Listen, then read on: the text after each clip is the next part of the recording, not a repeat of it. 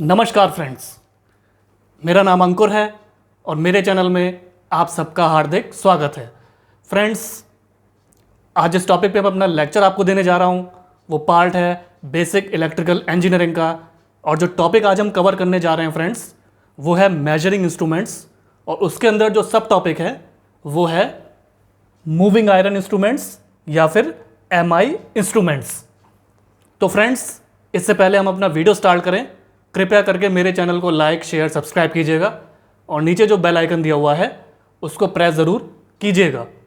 और मैं अपना इंस्टाग्राम और फेसबुक का लिंक भी नीचे डिस्क्रिप्शन में शेयर कर दूंगा। तो चलिए फ्रेंड्स, फिर हम अपना वीडियो स्टार्ट करते हैं। फ्रेंड्स, जैसा कि आप जानते हैं फ्रेंड्स कि मेजरिंग इंस्ट्रूमेंट्स एक बहुत ही इंपॉर्टेंट टॉपिक है जिससे रिलेटेड क्वेश्चंस हमारे इलेक्ट्रिकल इंजीनियरिंग एग्जाम्स में पूछे ही जाते हैं। तो बेसिकली ये कितने टाइप के इंस्ट्रूमेंट्स होते हैं और ये कहाँ का यूज़ किए जाते हैं, तो चलिए आज इनके बेसिक वर्किंग प्रिंसिपल के बारे में हम जानने का प्रयास करते हैं। मूविंग आयरन इंस्ट्रूमेंट्स यानी MI इंस्ट्रूमेंट्स, इसका प्रिंसिपल ये कहता है friends, principle in this type of instruments the current to be measured is passed through a fixed coil to produce a magnetic field of strength proportional to the value of current. इन instruments से friends ये होता है, जब हम कोई current को major करते हैं तो उसको हम एक पास करते हैं एक फिक्स्ड कॉइल के थ्रू, ताकि हम एक मैग्नेटिक फील्ड को प्रोड्यूस कर सकें जिसकी स्ट्रेंथ प्रोपोर्शनल होनी चाहिए वैल्यू ऑफ करंट के। This magnetic field is use to produce either attractive force और repulsive force on moving system.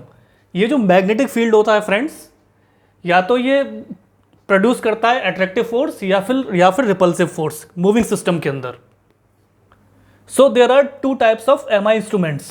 First is attraction type and second is repulsion type. मैं आपको एक बार और समझा देता हूं फ्रेंड्स। इसका जो प्रिंसिपल ये कहता है कि जो इस टाइप के इंस्ट्रूमेंट्स होते हैं, इनके अंदर जो हम करंट मेजर करते हैं उसको हम पास करते हैं एक फिक्स कॉइल के थ्रू, ताकि एक मैग्नेटिक फील्ड को हम प्रोड्यूस कर सकें जिसका स्ट्रेंथ यानी जो उसकी ताकत है या पावर है उसकी स्ट्रेंथ प्रोपोर्शनल हो करंट की वैल्यू के इक्वल होनी चाहिए, उसके जो करंट की वैल्यू है उसके प्रोपोर्शनल होनी चाहिए। ये मैग्नेटिक फील्ड जो होता है या तो ये प्रोड्यूस करता है एट्रैक्टिव फोर्स या फिर रिपल्सिव फोर्स मूविंग सिस्टम के अंदर। और बेसिकली ये दो टाइप के MI इंस्ट्रूमेंट्स होते हैं, एक होता है attraction type of MI instruments और दूसरा होता है repulsion type of MI instruments. अब फ्रेंड्स, हम इसकी टॉर्क इक्वेशन के बारे में जानने का प्रयास करेंगे। Torque equation, if initial current यानी I, instrument inductance and deflection is I, L and theta. Now if the current increases by DI, then inductance by DL and deflection by D theta. Due to DI, applied voltage E should also increase, that is E is equal to D by dt into Li is equal to I into dL by dt plus L into di by dt. Therefore phi is equal to Li.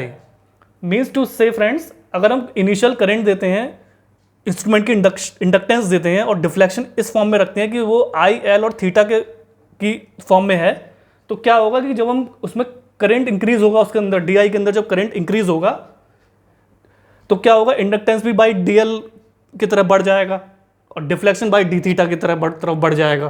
तो उससे क्या होगा कि due to DI की वजह से जो applied voltage होगी E वो भी इंक्रीज करने लगेगी, और जो इक्वेशन जनरेट होगी वो ये होगी E is equal to D by dt into Li is equal to I into DL by dt plus L into DI by dt। Therefore phi is equal to Li। Therefore electrical energy supplied is equal to EI dt is equal to I square DL plus IL DI। The stored energy changes from half I square L to half I plus DI square into L plus DL.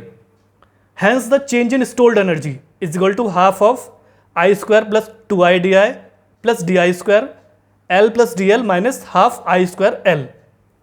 Neglecting second and higher order terms, change in stored energy is equal to IL DI plus half I square DL. If deflecting torque is TD, then mechanical work done is equal to TD into D theta. From the principle of conservation of energy, electrical energy supplied is equal to increase in stored energy plus mechanical work done. I square D L plus I l into d i is equal to i L D i plus half I square D L plus t d d theta, और t d is equal to half I square D l by d theta. मैं एक बार और समझा देता हूं friends. Electrical energy supplied is equal to E I D T is equal to I square D L plus I L D I. The stored energy changes from half I square L to half I plus di square into L plus dl. Hence the change in stored energy is equal to half into I square plus 2I di plus di square L plus dl minus half I square L. Now neglecting second and higher order terms, change in stored energy is equal to IL di plus half I square dl. If deflecting torque is Td, then mechanical work done is equal to Td into d theta. From the principle of conservation of energy, electrical energy supplied is equal to increase in stored energy plus mechanical work done. I square dl plus IL into di is equal to IL di plus half I square dl plus Td into d theta, और Td is equal to half I square dl by d theta. अब ये equation को friends मैंने यहाँ पे solve करने का प्रयास किया है, आप देख सकते हैं। The control torque is Tc is equal to k theta because Tc is directly proportional to theta, where k is the control spring constant. At steady state, Tc is equal to Td, therefore k theta is equal to half into I square dl by d theta. That is theta is equal to half into I square k into dl by d theta. If dl by d theta is equal to constant, then theta is directly proportional to I square. एक बार और बता देता हूँ friends. The control torque is Tc is equal to k theta because Tc is directly proportional to theta. K is the control spring constant. At steady state, Tc is equal to Td. Therefore, k theta is equal to half into I square dl by d theta. That is theta is equal to half into I square by k into dl by d theta. If dl by d theta is equal to constant, then theta is directly proportional to I square.